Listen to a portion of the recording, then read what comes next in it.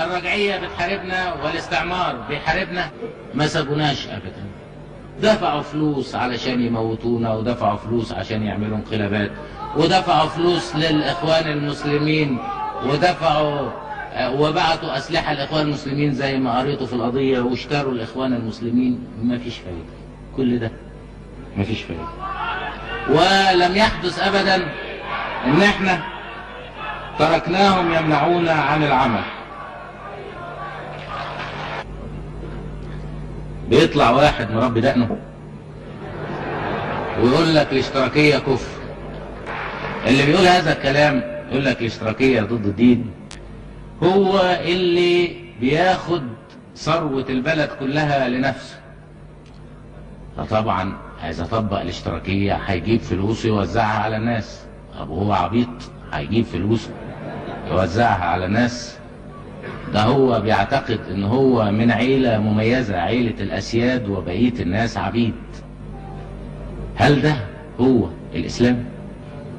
هل الاسلام قال ان تكون في عيلة تسود والشعب كله عبيد؟ هل الاسلام يقول ان تطلع عيلة في بلد وتحكم حكم اقطاعي وتسف كل الفلوس اللي طالعه كلها بتروح للعلم؟ الحقيقه ابو دقن ده اما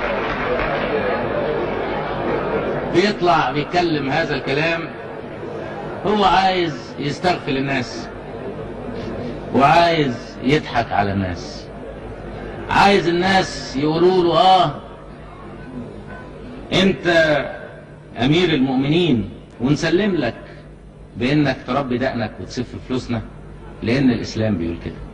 الدين هو المساواة.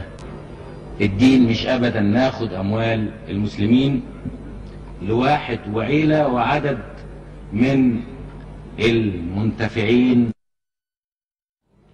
اللي عايز يطبق الدين ما يقسمش الشعب الى عيلة وشعب، عيلة من الاسياد وشعب من العبيد. ده الكفر، ده كفر الرجعية.